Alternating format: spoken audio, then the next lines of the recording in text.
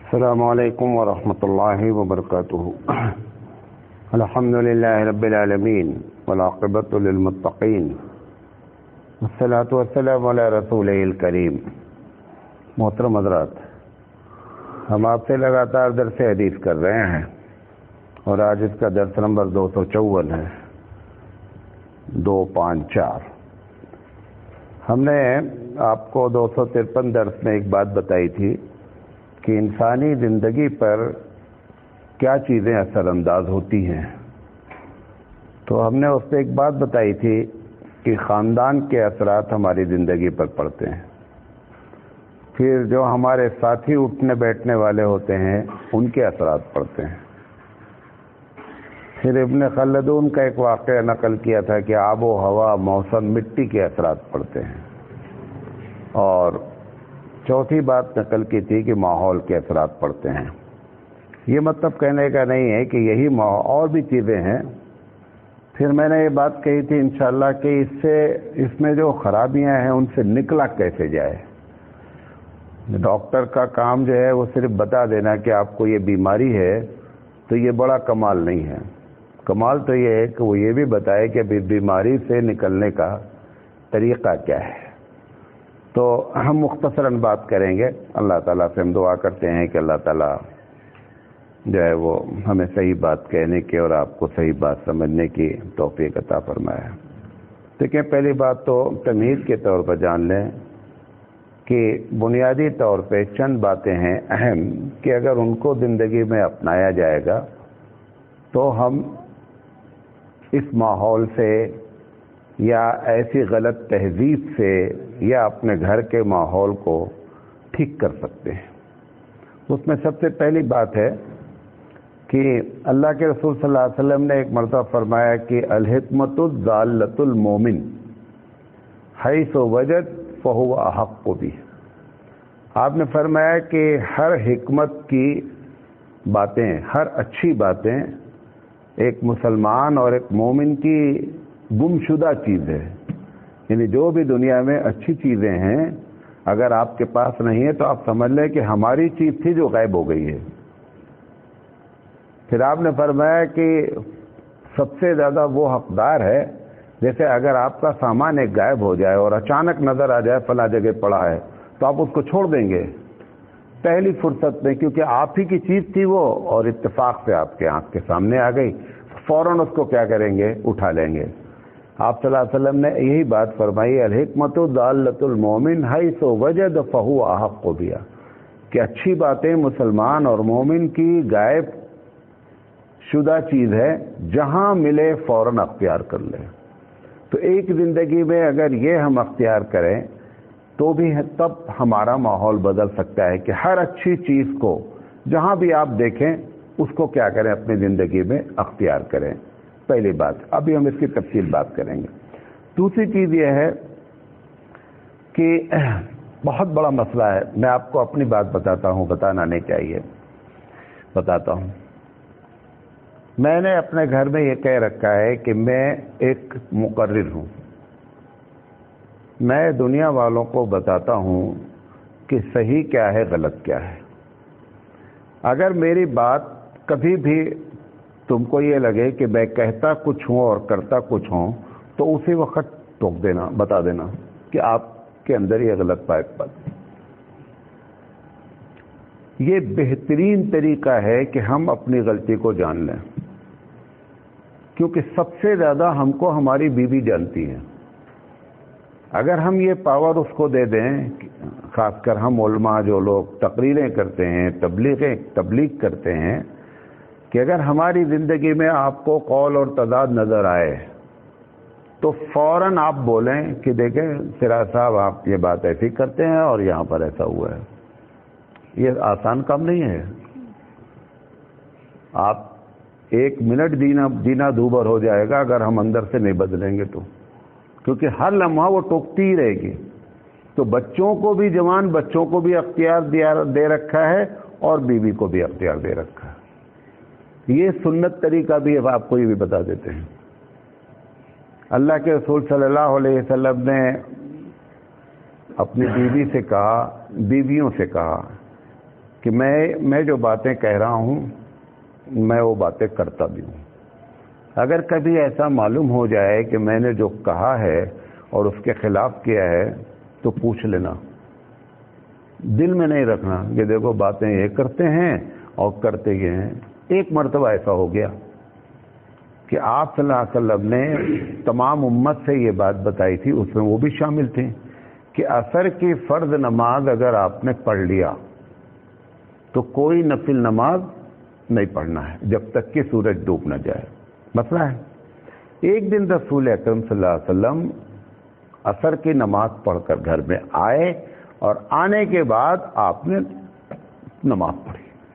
اب عصر کی نماز تو پڑھ چکے تھے اور آپ کی کوئی نماز چھوٹی بھی نہیں تھی کہ یہ سمجھا جائے کہ قضا پڑھ رہے ہیں. انہوں نے فوراً پوچھ لیا،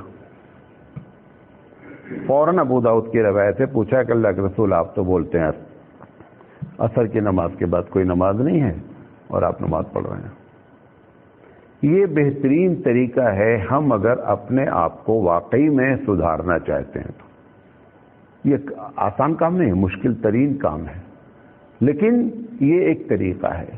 مطلب کیا کہنا چاہتا ہوں کہ اگر ہم کو کوئی برائی پر، کسی غلطی پر، برائی نہ کہیے، کسی غلطی پر اگر کوئی کمنٹ کرتا ہے تو ناراض نہیں ہوں. یہ دیکھیں کہ اس کا کمنٹ دو ہوتا ہے. کمنٹ انگریزی میں ایک ہوتی ہے تنقید، ایک ہوتی ہے تنقیص. تنقید کسے کہتے ہیں؟ Positive comment. تنقیص ہوتی ہے کہ میں آپ کا عیب نکالنے کی وجہ سے کمنٹ کر رہا ہوں، وہ بری چیز ہے، وہ نہیں ہونا چاہیے مسلمانوں میں. لیکن اگر ہماری کسی غلطی کی طرف اگر کوئی آدمی بول رہا ہے تو یہ آپ کا خیر خواہ ہے. امام غزالی رحمۃ اللہ علیہ نے بہت اچھی مثال دے کر سمجھایا ہے کہ اگر آپ کسی کے پیچھے بیٹھے ہیں، آپ کے پیچھے ایک آدمی بیٹھا ہے اور آپ کی پیٹھ پر بچھو چڑھ رہا ہے، پیچھے والا دیکھ رہا ہے، ہم تو دیکھ نہیں پا رہے ہیں کیونکہ وہ، آپ بتائیے کہ وہ جو پیچھے بیٹھا ہوا بندہ ہے وہ کیا کرے گا اس وقت؟ ان کا کہنا ہے کہ کیا وہ چھوڑ دے گا کہ دیکھیں کتنے ڈنک مارتا ہے؟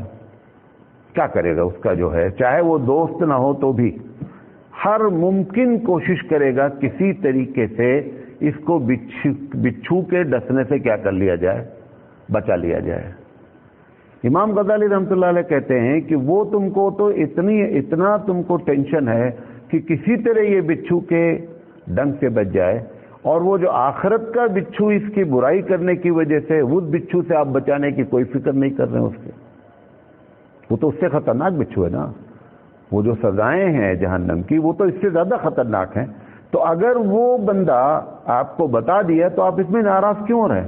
آپ نے اس بچھو کو اگر اس نے ہاتھ سے جھٹک دیتا یا کسی ذریعے سے پیٹھ پر سے ہٹا دیتا، آپ 1000 مرتبہ اس کا شکریہ ادا کرتے کہ بھیا آپ کی وجہ سے بچ گئے ہیں. اگر آپ کو جہنم کے بچھو سے اس نے بچا دیا ہے تو آپ ناراض کیوں ہو رہے ہیں؟ آپ کو مزید شکریہ ادا کرنا چاہیے کہ اس نے مجھے بہت بڑے عذاب سے بچا لیا. یہ دوسرا طریقہ ہے کہ جب آدمی تنقید کو، صالح تنقید کو جسے کہتے ہیں، سننے کی صلاحیت ہے. جتنی جماعتیں دنیا میں برباد ہوتی ہیں، کوئی بھی جماعت ہو، سیاسی جماعت ہو، مذہبی جماعت ہو، اس کے اندر سب سے پہلی برائی پیدا ہوتی ہے کہ وہ اپنی غلطیاں کسی بھی کارکن سے سننے کے لیے تیار نہیں ہوتا. کانگریسی ایک پارٹی تھی، ایک زمانہ تھا بھارت میں کانگریسی ایک پارٹی تھی. کانگریس نے کیا کیا؟ کسی بھی آدمی کی تنقید کمنٹ کو نہیں سنا. نتیجہ یہ نکلا کہ یوپی میں 0 ہو گئی. تلاش رہی ہے، بیس تلاش رہی ہے کہ میں کھڑے کیسے ہوں، پیر پر کھڑے ہونے کے لیے بیس. وجہ کیا ہوئی ہے؟ کسی بھی آدمی کی کوئی بھی کمنٹ سننے کے لیے تیار نہیں ہوئے. جب کوئی بھی جماعت، وہ سیاسی جماعت بھی برباد ہوئی، مذہبی جماعتیں بھی برباد ہوتی ہیں. ہم نے اگر آپ کی اپنی کسی کی جماعت پر بتایا کہ یہ خرابی ہے، آپ فوراً سمجھتے ہیں یہ میرا آدمی نہیں ہے. نہیں، یہی تمہارا آدمی ہے، یہی اصل آدمی تمہارا ہے کہ جو لیکن اس آدمی کو تنقید نہیں کرنا چاہیے، تنقید کرنا چاہیے تاکہ اس کی اصلاح ہو سکے۔ یہ دوسرا طریقہ ہوتا ہے ماحول کو صحیح کرنے کا۔ تیسری بات،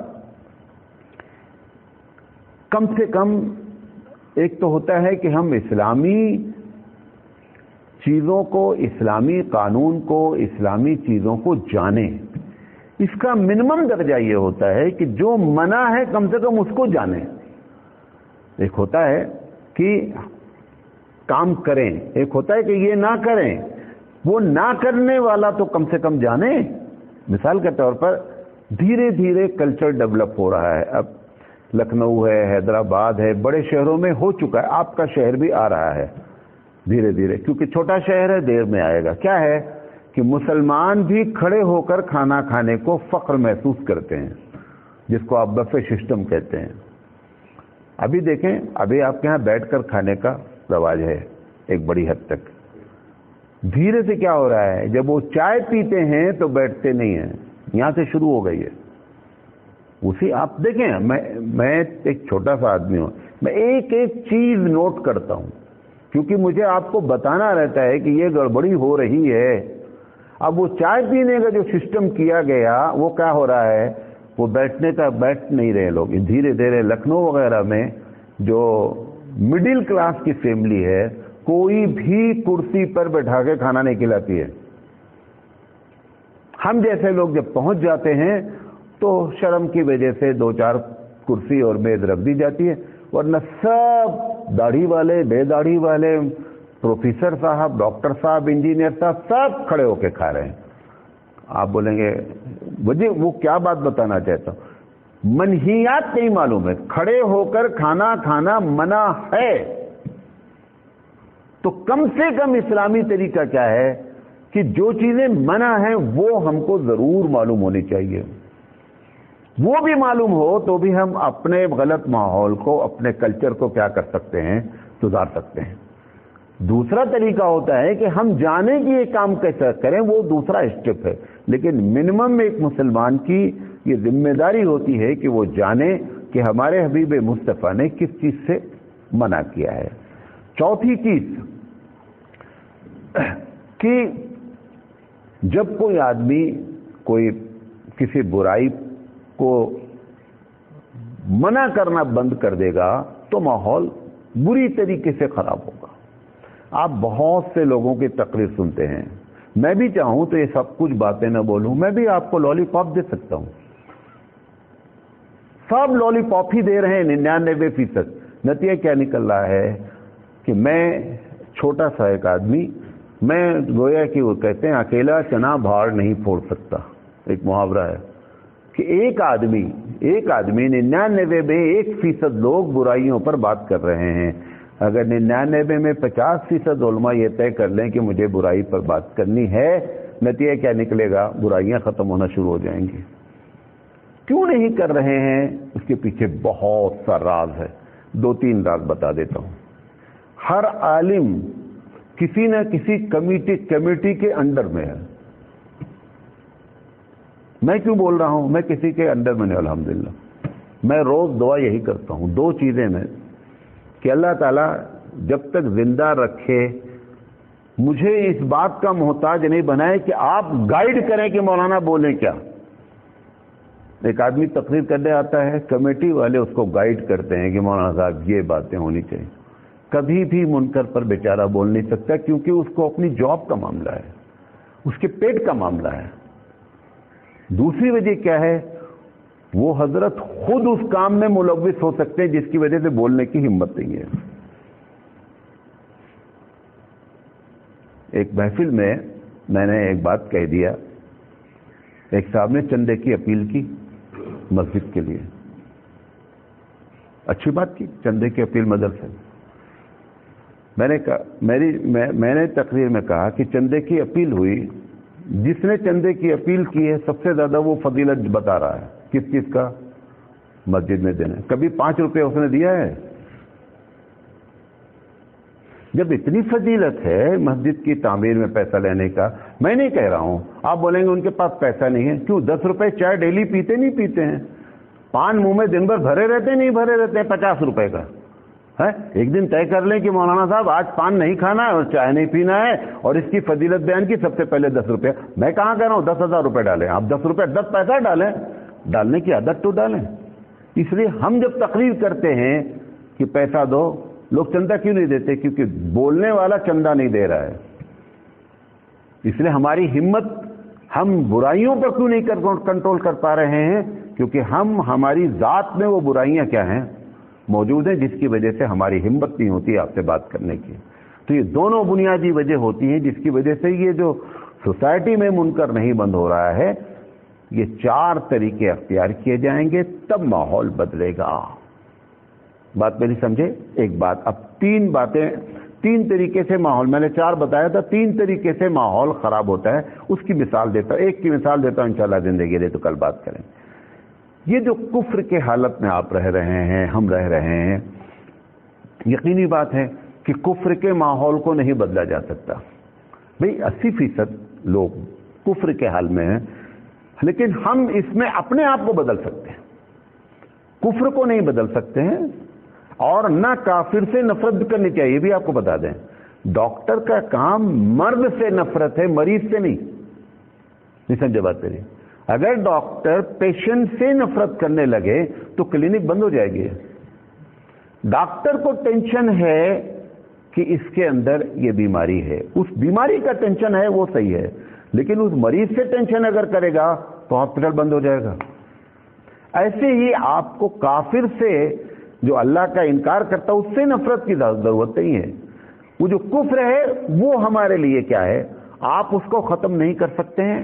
आप अपने माहौल को, अपने आप को उससे दूर रखने की फिक्र करें। अब मिसाल के तौर पर, क्योंकि प्रॉब्लम क्या है कि बाद बुराइयों को देवबंदी बरेली नाम दे दिया गया। हम अभी बोलते हैं कि ये आप धागा, एक मिसाल दे रहा हूं, आप ये धागा जो बांध रहे हैं, पैरों में बांध रहे हैं, हाथों में बांध रहे हैं, ये इस्लामी तरीका नहीं है। क्यों कंट्रोल नहीं हो रहा है? क्योंकि दूसरा वाला बोल नहीं रहा है ना? अच्छा, मैं कह रहा हूं आपको समझाने के लिए कि कभी आपने उस मौलवी को देखा है कि उसने हाथ में धागा बांधा है? भाई अगर धागा इतनी फजीलत वाला है, इतना आपको प्रोटेक्शन देता है, तो वो मौलाना साहब ठीक है बोल नहीं रहे, लेकिन उन्होंने कभी धागा बांधा अपने हाथ में? वो नहीं बांधते हैं। इससे खुद आपको, पब्लिक को समझ लेना चाहिए कि हमसे कहीं ना कहीं हमको धोखे में रखा जा रहा है, वरना वो काम भी करते। अभी देखिए मुहर्रम में पंजे बैठालते हैं, कौन बैठालता है? जो भी बैठालते हैं, हजारों पब्लिक बैठा। कभी मौलाना साहब ने, वो मौलाना साहब जो नहीं बोल रहे हैं, वो मौलाना साहब ने कभी अपने घर में पंजे बैठा ले हैं? अगर पंजा बैठाना इबादत है तो मौलाना साहब उस इबादत से महरूम क्यों है? भाई ये खुद आपको समझ लेना चाहिए कि हमको बेवकूफ बनाया जा रहा है। भाई हमको तो ये कह करके आप मेरी बात का इनकार कर देंगे कि ये टोंडा है, ये देवबंदी है, ये फला है, जो चाहे आप बोल लें, हमें इससे कोई फर्क नहीं पड़ता। ये भी हबीब मुस्तफ़ा सल्लल्लाहु अलैहि वसल्लम को एक टाइटल नहीं दिया जाता था। नहीं समझे बात? नबी के सल्लल्लाहु अलैहि वसल्लम के खिलाफ जो एंटी पार्टीज थी, जो काफिर थे, कुफ्फारे कुरैश थे, वो एक टाइटल नहीं देते थे, क्योंकि उनकी समझ में नहीं आता था कि कौन सा लफ्ज बोला जाए जो सूट करे, क्योंकि कोई लफ्ज सूट नहीं करता था। इसलिए कभी कहते थे कि ये नौज़ बिल्लाह मजनू हैं, कभी कहते थे कि ये आमिल हैं, कभी कहते थे ये साहिर हैं, कभी कहते थे कि दूसरों से सुन करके, नहीं, एक बात पर जम नहीं पाते थे कि कोई बात उसमें से सही नहीं थी। असल चीज क्या थी? वो अल्लाह के सबसे बेहतरीन बंदे थे, वो बात कहने के लिए वो तैयार नहीं थे। तो ये जो कहते हैं ना फला है, तो ये इससे नाराज नहीं होना चाहिए, ये सब नबी की सुन्नत है। मैं एक जगह पहुंचा तकरीर में, तो एक मौलवी साहब बहुत गाली देकर गए थे, तो मुझे नहीं मालूम था, मेरी भी तकरीर दस दी, हालांकि मैं ऐसी जगह जाता नहीं जवाबी वबाबी बात में। बाद में पता चला कि 2 दिन पहले इसी स्टेज से मौलाना साहब देवबंदियों को, जमाती को, जमात इस्लामी को खूब गाली देकर गए हैं। मुझसे तकरीर से पहले बताया, मौलाना साहब ऐसा ऐसा हुआ यहाँ, तो ज़रा से उसका जवाब भी दीजिए। तो मैंने कोई जवाब नहीं दिया, क्योंकि मेरी आदत ही नहीं। हमने सिर्फ एक बात कह दी, हमने कहा अच्छा ये बताओ, नबी गाली खाता है या नबी गाली देता है? پوری زندگی نبی نے گالی کھائی ہے یا دی ہے؟ ہم نے کہا آپ لوگ بولیں. انہوں نے کہا نبی جو ہے وہ گالی کھاتا ہے. ہم نے کہا تم نے گالی کھائی، تم سمجھ لو نبی کے پارٹی کے آدمی ہو. جو گالی دیا وہ نبی کے پارٹی کا آدمی نہیں، کیونکہ نبی کبھی گالی دیتا ہی نہیں ہے. خود آپ اندازہ کر لیں کہ اس میں صحیح کون ہے غلط کون ہے. میں کچھ نہیں بولوں گا، مجھے جو بولنا تھا میں 1 منٹ میں بول کر کے پھر میں نے سیرت پر اپنی تقریر کی. ہم نے کہا گالی کھانا یہ نبی کی سنت ہے، گالی دینا نبی کے اینٹی پارٹی کی علامت ہے. جو نبی سے نہ محبت رکھتا ہے جھوٹا ہے. لہذا یہ جو ہمارا ماحول کفر کی وجہ سے خراب ہو رہا ہے، اس کے نکلنے کا بہترین طریقہ یہ ہے کہ پیارے نبی کی کم سے کم منہیات کی باتیں جان لیں. منہیات سمجھتے ہیں جن چیز سے منع کیا ہے. مثال طور پر ابھی آپ نے عید میلاد النبی منائی، عید میلاد النبی میں آپ نے ڈی جے بجایا، ڈی جے منع ہے، میوزک منع ہے. آپ کو خود اندازہ کر لینا چاہیے کہ کہیں نہ کہیں ہم سے دھوکہ کیا جا رہا ہے. مسجد پہ جھنڈا لگانا مثال کے طور پر، اسلام میں جھنڈے کا ایک ہی کانسیپٹ ہے کہ جب جنگ ہوگی تو کمانڈر جھنڈا لے کے چلے گا، نمبر 1. نمبر 2، جتنے ٹروپس بنائے جائیں گے، جتنے گروپ بنائے جائیں گے، ان کا ایک اپنا الگ الگ کیا ہوگا، جھنڈا ہوگا. ورنہ اسلام میں نہ مسجد پہ جھنڈا ہے نہ گھر پہ جھنڈا ہے، بلکہ میں آگے بڑھ کر کے ملک کا بھی کوئی جھنڈا نہیں ہے. یہ تو لوگوں نے انٹرنیشنل لیول پر آنے کے لیے اپنے اپنے ملک کے جھنڈے بنا لیے ہیں. ورنہ اسلامی وہی وجہ ہے نا. سعودی اپنے آپ کو کہتا ہے اسلامی، دبئی اپنے آپ کو کہتا ہے اسلامی، پاکستان اپنے آپ کو کہتا ہے اسلامی، بنگلہ دیش کہتا ہے. سب کے جھنڈے پھر اگر اسلامی ہوتے تو اسلام کا جھنڈا ہوتا تو ایک جھنڈا ہوتا نا. اسلام میں جھنڈے کا کوئی کانسیپٹ ہی نہیں ہے. یہ جھنڈا جھنڈی کچھ بھی نہیں ہے اسلام میں. جھنڈا تو صرف جہاد کے لیے ہے، وہ تو توفیق نہیں ہے نہ وہ کر سکتے ہو. تو اپنا ڈپلیکیٹ جھنڈے لے کر کے لوگ گھوم رہے ہیں، کیونکہ اصل جھنڈے تو ان کو پتہ بھی نہیں ہے. اور وہ بھی جنگ میں بھی جو کمانڈر ہوتا ہے، جو رئیس ہوتا ہے، وہ 2 طرح کے جھنڈے لیتا ہے، کالا جھنڈا یا اگر امن ہو گیا تو وائٹ جھنڈا. بقیہ کوئی جھنڈے نہیں ہیں ہمارے پاس. یہ اب دیکھیں نا عید میلاد النبی میں ملٹی کلر جھنڈا لوگ لگا رہے ہیں، کیونکہ بیچاروں کو پتہ ہی نہیں ہے کہ کون سا اسلامی جھنڈا ہے. تو ایک ہی جھنڈے میں پیلا، نیلا، کالا، پیلا، جو سمجھ میں آ رہا سب لگا رہے ہیں کہ شاید کچھ کہیں سے کچھ لگ جائے، لنک لگ جائے اور بیڑا کیا ہو جائے، پار ہو جائے. کوئی جھنڈا نہیں ہمارے پاس. لہذا نبی کریم صلی اللہ علیہ وسلم کی دیکھیں کہ اس سلسلے میں ہمارے حبیب نے کیا باتیں کہی. جتنی قبریں ہیں سب پہ سجدہ ہو رہا ہے نہیں ہو رہا ہے. کبھی کسی بریلوی عالم کو آپ نے سجدہ کرتے دیکھا ہے؟ کبھی سجدہ نہیں کرتا ہو، اسے معلوم ہے حرام ہے. یہ تم کو بھی خوب بنا رہا ہے. پبلک کو سمجھنا چاہیے کہ اگر قبر پہ سجدہ جائز ہوتا یا فضیلت والا ہوتا تو سب سے زیادہ فضیلت کا کام کس کو کرنا چاہیے؟ مولانا کو کرنا چاہیے. مولانا سب سے زیادہ فضیلت جانتے ہیں، وہ نہیں کر رہے ہیں، اس کا مطلب تم کو دھوکہ دیا جا رہا ہے، تم کو سمجھ لینا چاہیے. ایک اور مثال دے کر اپنی بات ختم کرتا ہوں. مثال کے طور پر آپ جمعہ میں دیکھیں، ہماری مسجدوں میں بھی ہے، ان کے یہاں بھی، ان کے یہاں مجھے نہیں معلوم ہے، اپنی معلوم ہے کہ جمعہ میں کچھ لوگ تشہود کی حالت میں بیٹھ کر کے خطبہ سن رہے ہیں. آپ کو اس کے پہلے بھی بتایا. اچھا، تمہارے بغیر ایک عالم بیٹھا ہوا ہے، وہ نہیں بیٹھ رہا ہے ویسے جیسے تم بیٹھو. تم کو سوچنا چاہیے، بدھی آنی چاہیے کہ اگر یہ سنت ہوتی تو اس کو بھی معلوم ہوتی، یہ بات کی نہیں معلوم ہوتی. تم اتنے بڑے قابل ہو گئے ہو، 5 وقت نماز تم نے پڑھنی پابندی شروع کر دیا تو تمہاری شریعت اپنی الگ ہو گئی. کوئی سنت طریقہ نہیں ہے. اللہ کے رسول صلی اللہ علیہ وسلم نے خطبہ دیا، صحابہ جس کو جیسا ریلیکس ہو بیٹھے، اور اتنی زیادہ توجہ ہے. نماز میں اتنا سیدھے نہیں بیٹھتے جتنا خطبہ سننے میں سیدھے بیٹھتے ہیں. کھجلا بھی لیں گے، سب کچھ کر لیں گے نماز میں، اور خطبے میں ایسا بیٹھے لگتا وہی نازل ہو رہی ان کے اوپر. بھئی تمہارے بغل میں ایک عالم بیٹھا ہے، تب تو تم کو ہوش آنا چاہیے نا کہ اگر یہ سنت طریقہ ہوتا تو ایک عالم کو ہی بات معلوم ہوتی. اچھا چلو، عالم کو نہیں معلوم ہے، کم سے کسی عالم سے پوچھ لیتا بھائی کہ یہ اللہ کے رسول کی سنت ہے. نہیں، اپنے طور پہ سنت، اپنے طور پہ جو چاہے کرنے کے لیے تیار ہیں اور عاشق رسول بنے ہیں، اور ہم بہت سنت کے پابند ہیں. جھوٹی باتیں. حضرت تھانوی رحمۃ اللہ علیہ کی کتاب ہے، کبھی ملے پڑھیے گا، اغلاط العوام. کتاب کا نام کیا ہے؟ اغلاط العوام. کیا مطلب ہے؟ عوام کی غلطیاں. وہ تو بہت زبردست عالم تھے، انہوں نے اس کو اس میں لکھا ہے کہ عوام کی غلطیوں میں یہ ہے کہ وہ سجدے، وہ کیا کہتے ہیں، جمعہ کے خطبے میں تشہد کی حالت میں بیٹھ کر خطبہ سننے کو سنت سمجھتے ہیں، جبکہ اس کا سنت سے کوئی تعلق نہیں ہے۔